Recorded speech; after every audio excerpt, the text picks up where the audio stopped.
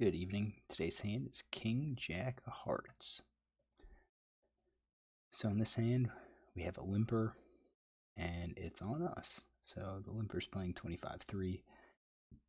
Definitely looser on the looser side. Seems to be passive. From mid position, his raise first ins only 2 out of 37 hands. That's going 5%.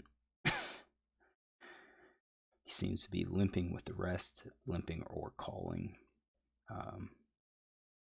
So that's 28%. We're going to add that. Let's get rid of the hands he's most likely to raise with.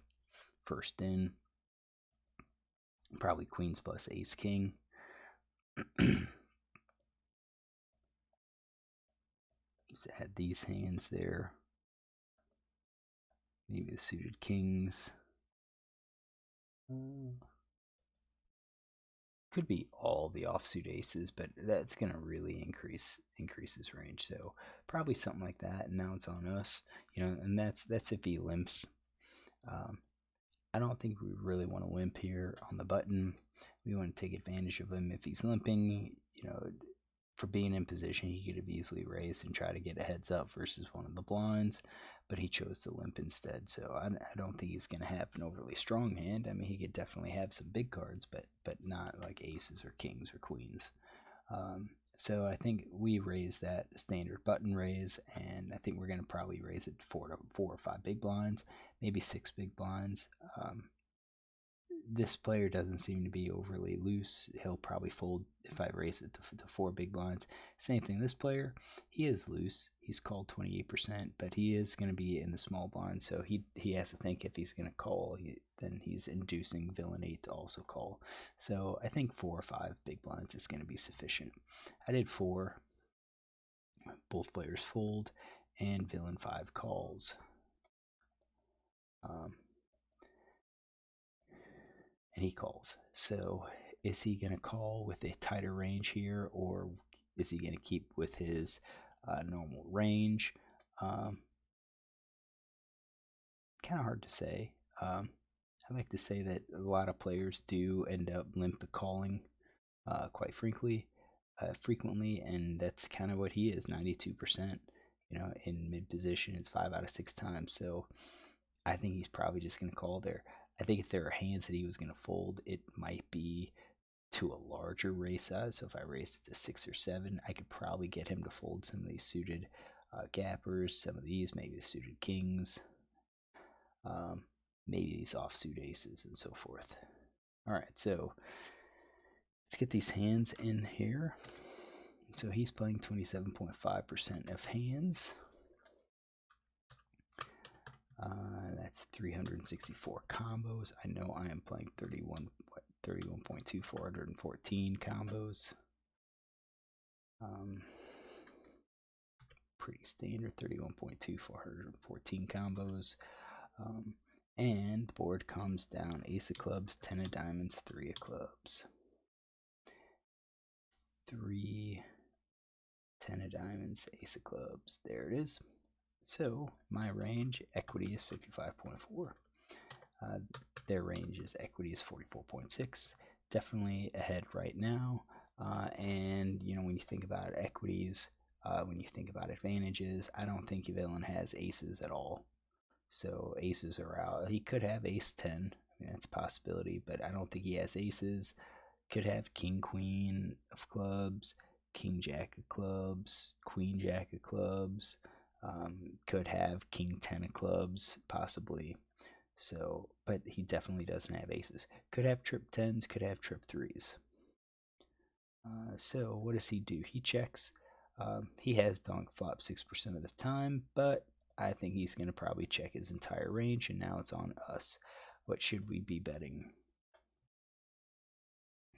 So before I look, I think we are betting top pair. I think we are going to be betting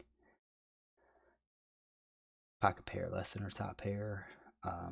We do have draws out there, so I think when we think about what hands are going to call, I think aces are going to call, obviously. I think 10s are going to call. I think your jacks are going to call. his fold to C bet is 43% when out of position, 20% when in position. I think if he's connected, even a 3, I think he's going to call. I think clubs are going to call, gut shots are going to call. I think he's going to have a lot of hands that call. So I think pocket pair below top pair is still going to be a value type of hand. My drawing hands are going to be the flush draw. I think we're going to be betting our gut shots. We don't have any open and straight draws in there. Our combo draws are going to be there. And you can see right now we are at 68%.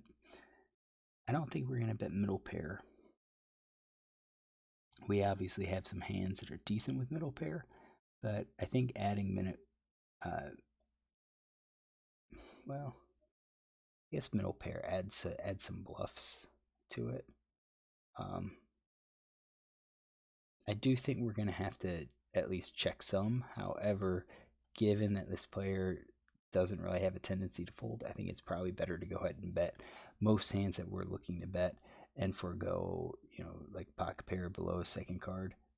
Too likely that he's going to call. We're risking too much to try to pick up the pot on a turn, and I think there's going to be a lot of turn cards that are going to be scary for us. A king, queen, jack is going to be scary. 9 could be scary because it could make an open-ended straight draw for a player. Any of those clubs. So overall, I think, and you can see when we look at it, we're kind of looking at what kind of does best for our equities. But for theirs, you can kind of see there are hands that definitely do better. Things that we're gonna have to be careful about. So I think overall we're probably gonna have more value than we have bluffs in this range. And I think these pocket pair below the top card, second cards, probably just it's okay to check those. Okay to check the bottom pair, pocket pair below the board. I think if we check and he checks again on the turn, we can start to bet those. We could bet a lot more of these hands, including backdoor draws. So what do? I bet, and he calls. So I'm gonna say this is my betting range.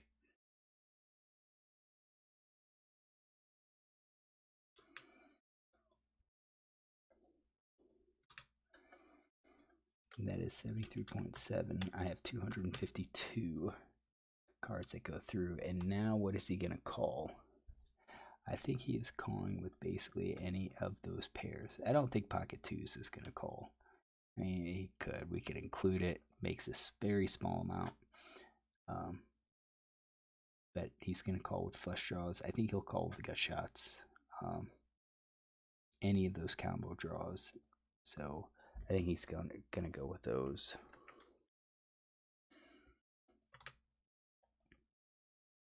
So that is 79.7% of his range. He has 248 combos that pass through the filters. Just out of curiosity to see if I have any notes on him. Nope. All right, so turn to king of clubs. And I actually think that's kind of a good card for our range because that eliminates king, queen, king, jack of clubs, and eliminates all of the king X clubs, the ace X clubs. Those are all gone from villain's range. But they can. I kind of think we can still have some of our clubs. So you can see that we're still at 57.6%. Villain's at 42.4%. I think he's gonna check, and I'd expect him to check everything. So now it comes down to us. What do we do? I think this is a hand that it's not gonna be. I mean, we do have to be worried about it a little bit. So I think we're still gonna be betting some of these flushes. So I think the nut flush draw. I think the second nut flush draw we're probably gonna be betting. Third nut, probably not. I don't think we're going to be betting those. We're not going to bet open-ended straight draws. I don't think we're going to be betting our gut shots anymore. Could we get value from a king? Yeah, I think so. So if we have aces, I still think we're gonna bet because I think we can get value from any of the kings. So if he called with a king queen or king jack, I think he's gonna still probably call. Um, and it's kind of he's folded 75% winning position, but then folded 20% when out of position. I still think he's going to need some hand, and that's why I think he probably called the flop with a wider range, and if he connects on the turn, then it gives him a reason to call again. Should we bet the kings? I don't think so at this point. I think the kings, pocket pair below, second cards, I don't think we bet those. I think we still have a fairly wide range that we're betting. I think we're getting some value from two pair because the kings could call, and possibly even a hand like, let's say, 10 jack of clubs now, or 10 queen of clubs. I think they're still gonna have the possibility of calling, so we're gonna get value from all of our top pair. Middle pair, I think, is a little bit scarier because if we have a top pair, if we have an ace, then that's one less ace in the deck. Whereas if we have a middle pair, if we have a king, then I think we are looking at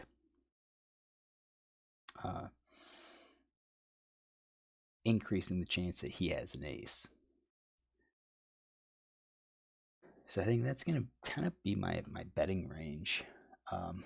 And what do I do? So if I bet, then I kind of think he's still probably going to call these. He'll probably call the middle pair. I don't think jacks will call. I think the third pair is going to give up. Weak pair is going to give up. But I think he's going to call with his flushes. And he might call with all of his flushes there. So like 82%. And I think that's kind of why I don't think we're getting a lot of folds. I don't think we're getting enough folds to bet like a king X hand. So, we checked. And that means, let's get this. We're going to have all of those. We can have the third nut. We can have a weak flush draw. We could have a one card gut shot. And let's get rid of, whoops. Get rid of those. Let's get rid of those. So we've got 14% here that we are checking.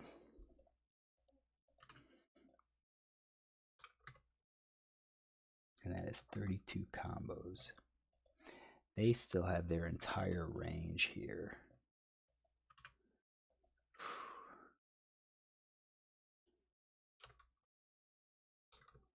So that's actually not looking good for that check, because we've kept his entire range in there. 3 diamonds hits. Pairs the board. My range is equities 32.2. See, I think that check was just kind of harmful for us, because the check we don't balance it by any solid hands. I think if we check, we always have kind of a weakish hand. But I'm not sure what else to kind of check. Maybe like ace queen with the queen of clubs, ace jack with the jack of clubs. Could be a suitable check back range. Kind of protects us because we do have top pair. But then again, I think that lone club is going to call us. So we want to get some value. We should be betting that. So villain 8 checks, and now I think since we've checked behind, I think we're gonna eliminate the full houses and flushes. So that means I think he's gonna have all the rest here. So 88.5% he's checking,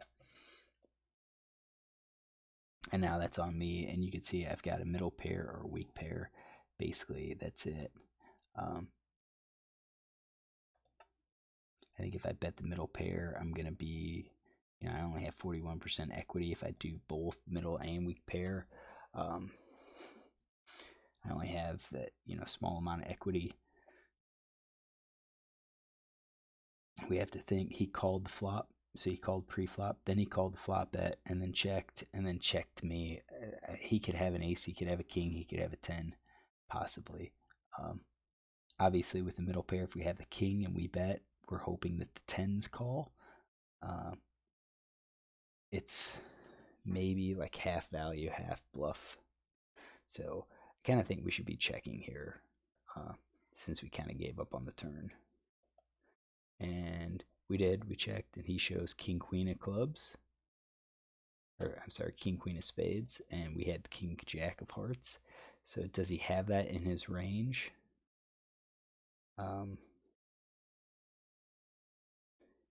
He does. So he's got that king queen. So we got his read. He had that here. Is he ever gonna fold that? No, I don't think so. I think if we bet, he's gonna call with that. We bet, if we bet middle pair, you can see when he calls, we're at 6%, 6.4%. I just don't see it. Now, if we get rid of his straights, that's another, that's another side of it. But again, doesn't. We're basically only going up against that. Does he? If he calls all of the weak pairs, that's better. But I don't think he does. So kind of wimped out on the turn. But when we think about what hands are going to call us, if we bet the turn, yeah, we have some hands, but I don't know. It just seems like the distribution is just really high with the top pair. So I wonder, I think there's a cumulative button. No, that's not it.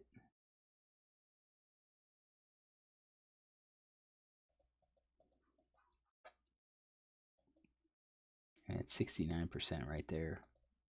69% of the hands are middle pair or up. Top pair plus is 58. He's just, I mean, I guess my check is okay, because the density of hands are going to be top pair high or up. All right, so if you like the scene, look tomorrow for another hand.